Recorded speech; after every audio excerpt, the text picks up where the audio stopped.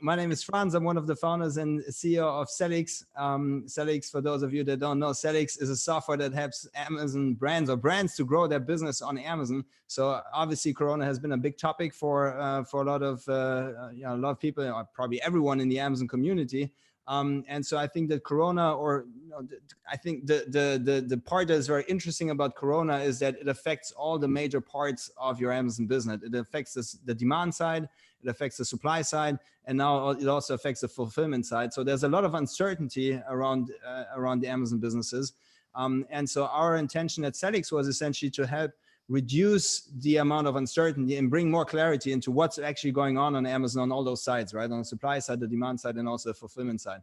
And so Chris and I, we had a chat last week. And so Chris essentially said that they're exactly on the same mission and have been doing a ton of research and data-driven analysis as well around, what's actually going on with Corona. And so we thought this might be a good idea to today talk about the findings that we've had, the different types of analysis that we've been doing, and share those results essentially with the Amazon community. And so we want to talk about what's going on right now, right? What has happened in the past 2-3 weeks and what's going on right now.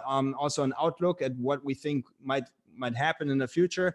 And then obviously, most importantly, what you guys can do as sellers and brands to navigate this crisis, right? So my guest, as I said, is Chris from Molesey. Chris, can you just introduce yourself very briefly, what you do, and also specifically what your company is doing and why why you're in such a good position to give us some insights about Corona today? Yeah, sure. Thanks, Franz. Yeah, I'm Chris. I'm a founder and CEO of Molesey. We're a full-service Amazon agency, covering everything from the glossy front end, the content, the marketing on Amazon, but also the nuts and bolts at the back end, helping brands shore up their operational processes with Amazon, reduce chargebacks, ship more efficiently, etc. Our client base spans pretty much every product category on Amazon. So it's really interesting to watch not only across categories how things are changing on a daily basis, but also across different countries, because I guess countries like Italy and Spain is kind of like looking through a window of the future for markets like UK and Germany, and the US, I guess, is kind of probably 2 weeks behind the UK in terms of the way this virus is moving across the world. All of the specifics on Amazon seem to be kind of following suit. The idea, so at Celix, what we've been doing is our customer base is also across the world and is also across very small sellers up to very large vendors, right? So I think together we felt that we had a pretty good understanding or overview or insights essentially into all the different categories. What's going on Amazon right now? How are sales doing? We're seeing unbelievable things on product categories like laptops, for example, where I don't think any laptop brand would have been forecasting for an enormous surge of sales in March. Like they would obviously prepare for a peak at back to school in September and Christmas, but the kind of sales that we're seeing for some of our clients are larger in March than they were in December. And I guess everyone's prepared in December from a point of view that they forecasted stock 6 months ahead.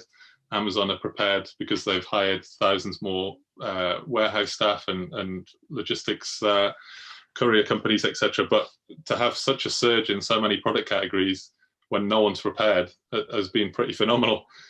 So is this something you see consistently across the board? So would you say that all the companies that you work with are seeing an increase in sales right now? Almost all, because I guess there is, at some point on this mad journey that we're all about to go through over the next few weeks, you can probably make a case for most product types that there will be a point where they're needed. So at the start, obviously, medical products, pharmaceuticals, suddenly everyone needed a laptop to give their employees to work from home. But actually, in Italy, and I guess we'll come on to the specifics, but suddenly the shift goes to things that are going to keep their kids entertained, keep them sane when they're at home. And then probably look slightly further into the future, people are going to be wanting to do their gardening, maybe washing their car when they wouldn't normally do.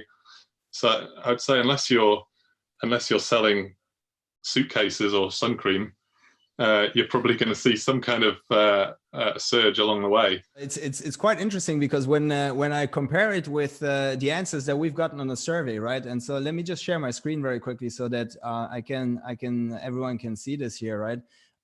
So we've been making a survey over amongst our community essentially, and so when we asked them how the coronavirus has affected demand for the products on Amazon, essentially, you can see that. So 1 essentially is that it's way down, 5 is way up, and 3 is basically unaffected. You can see that actually a pretty significant majority, so about like 30% or even 50% are seeing a pretty significant drop in sales. About 25% are unaffected by this, and then you have a rather smaller chunk of people that see an increase, right? So 25% or so that see an increase. So I think the experience that you've made with your customers, and I think this is primarily because you've been working with 1P customers, right? That's something that I've been seeing, that sellers are affected more by this than vendors are. And so I think overall, if we, at least from the survey that we gathered, right, the insight was not, or it was not as people were not as bullish. Let's put it that way. Yeah. Yeah, I guess a combination of us being lucky about having a client base that's kind of in those essential categories, but also I guess with the 1P brands, the larger brands, because there will be general demand in the market for their products, right. That demand will shift to Amazon if other retail options are taken away. But I guess if you've got a business that is purely Amazon based, and Amazon stops shipping your product category, then I guess there's not much else you can do. So probably the clients we're working with on the 1P side are seeing the benefit of the entire retail channel moving to Amazon. But of course, if you're in a product category where Amazon have delayed the delivery by 3 or 4 weeks, then I presume you're probably seeing a lot of traffic to your pages still, but conversion's probably relatively low.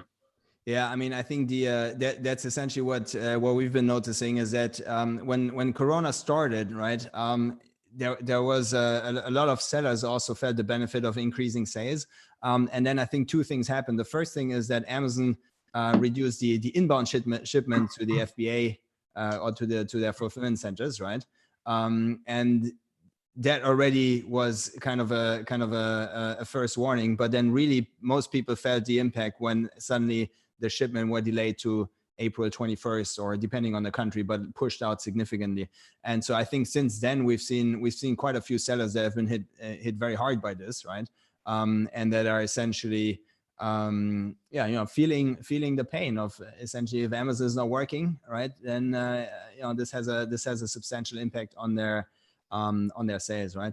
So I think it probably also depends a little bit on the category. What categories can you name? The categories where you see a pretty strong increase.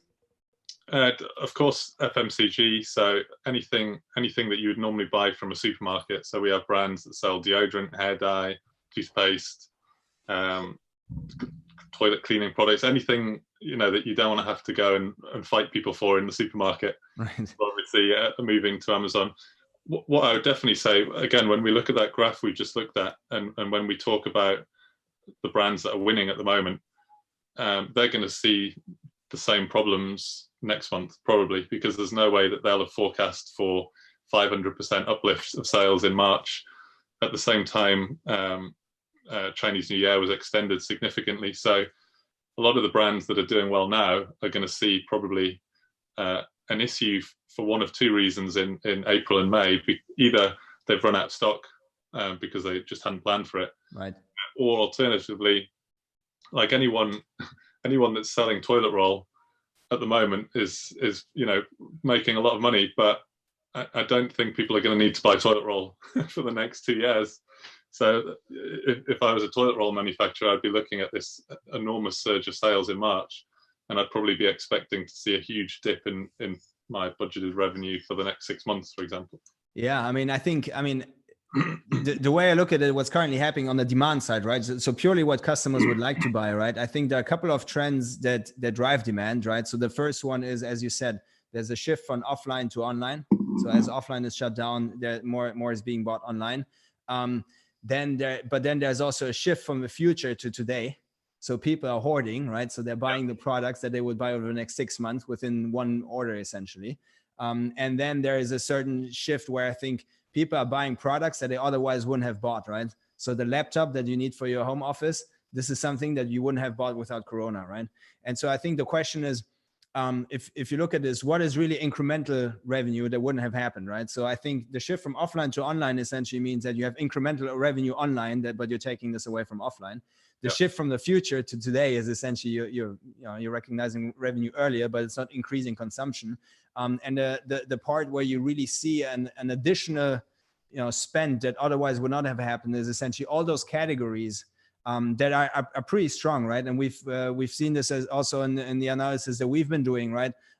Sports is a big thing where people are buying all sorts of indoor sports, right? Toys and games because they want to keep the kids entertained. Patio, lawn and garden is seeing a pretty significant uptick as well because people now have the time to probably do things. So this is, I think, where we will see the incremental say revenue. So it's I think the question of how much is this going to affect your future revenue and how big the dip is going to be, I think also depends to a certain degree. Where does the revenue, the additional revenue that you're making today, where does it actually come from, right? Does it come from offline, from the future, or is it new? Yeah. What have you seen so far for on the advertising side? I mean, do you see a big increase in ad spend? Is it rather flat? Is it an increasing competition, decreasing competition? What do you see? The opportunities just got bigger, and it's more competitive because more people are kind of allocating budget that they wouldn't have otherwise.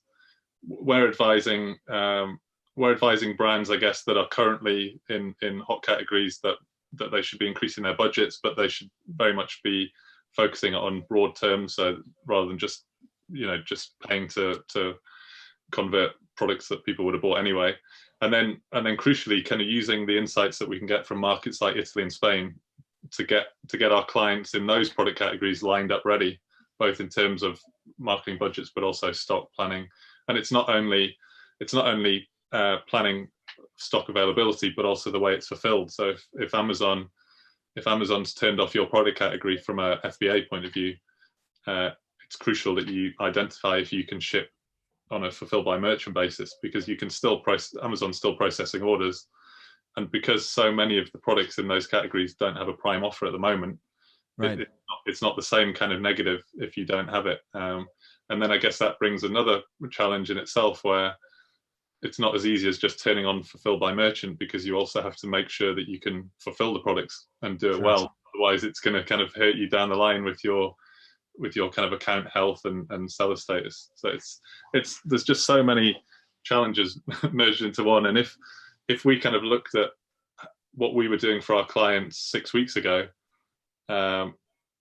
compared to what we're doing now, it's completely different. It's almost entirely operational, because you can throw as much marketing spend as you want onto Amazon, but unless you've got the product available in stock at the right price, then it's not going to convert. What tips would you give a seller or a brand in the US from a very tactical point of view? What can they do to prepare for what's coming? The most crucial thing really is making sure that they've got product to ship. So if they're working with distribution and they have stock allocated to bricks and mortar retailers, even if those bricks and mortar retailers might still be open in the US at the moment, but chances are at some point those retailers are going to be closed. So I'd probably start limiting the stock that I'm shipping into those stores, because it's probably going to be sat there for a period of time. So I would be looking at my total inventory across the channel and seeing how I could allocate that, and not only to Amazon, of course, eBay, Walmart, and brand's own D2C offering. So obviously our focus is, from our own company's point of view, is Amazon, but this applies to any online channel. So I would definitely be looking at ways that I could fulfill stock to an end user, which wasn't using Amazon's warehousing, and also trying to secure as much stock availability that was going to be allocated elsewhere, so that it's available for online channels. So you rather have concerns around the supply side than about the demand side, yeah? Yeah, I think the demand isn't in question, in that people still need products, and probably, like you say, people need, or they don't need products. People want products that they didn't want before. Like Right. we've got an 8-foot trampoline in our garden now, which I definitely wouldn't have wanted 2 weeks ago. So I think the demand will be there. It's just going to be staged over different timeframes for different product categories. But what's for sure is if you've got product in a retailer, then it's not going to sell if that retailer's closed down. So Yeah. I would definitely be looking at my total inventory across all channels and Right. trying to protect whatever I could. What happens with overall demand if there is a recession? A lot of people are losing their jobs. This is probably the counter side of this, is that essentially you have a drop in overall demand, right? So do you think that this will have a backlash on the demand on Amazon, or do you think that the drop in demand that you will see from a potential recession, or well, probably we already are in a recession, right? That this will not reflect on Amazon? There will definitely be a market drop in demand, purely because of consumer confidence, and again, I'm as you've probably spotted, an optimist, and my hope is that the long-term effects of this won't mirror like the financial crash, for example, because in this instance, like perfectly strong, viable businesses have literally just had to close overnight due to no fault of their own. Right. And depending on whether all this kind of government support in the various countries for businesses turns out to be real, then hopefully we can kind of bounce back a bit quicker. But of course there'll be reduced demand. But if you're looking at it purely from an e-commerce point of view, depending on how long we're in this kind of state of lockdown, the longer we're in lockdown, the more and more people that had previously been avoiding e-commerce, like maybe our parents' generation who believe they like to look and feel and touch products before they order it, will kind of be forced to shift to an e-commerce purchase, where they might realize, oh, actually, it was an easy process. I didn't like it. It was easy to return it. So I guess the longer that we're kind of forced into using people like Amazon, the more and more people will maybe get used to it and be less likely to move back to bricks and mortar retail. Yeah, that is, I think, a very, very fair point. Let me just share, because when we talk about this, right, let me share some other findings that we had from our survey. So one of the questions that we asked people is the duration of the crisis. So how long do you expect the COVID-19 crisis to last? And so you see that the majority, only 15%, think that it's going to be a thing of 1 or 2 months. And then the majority, so you have about 3/4 that expect that this will last for 3 to 12 months, essentially, right? So people, I think, generally are assuming that this is, it's not a couple of years, but it's also not just 2 months or so, right? So overall, they expect this crisis to last probably longer than we all hoped, 2-3 weeks back. Then when we asked them, what do you expect will happen after the coronavirus crisis? So after the immediate crisis of corona outbreak and lockdown and all of this, right?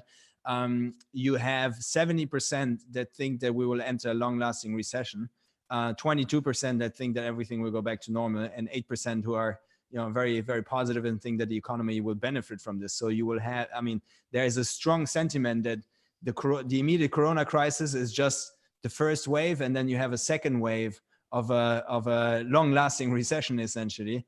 That will have obviously every recession has an impact on consumption, right? So that will probably have an impact on consumption.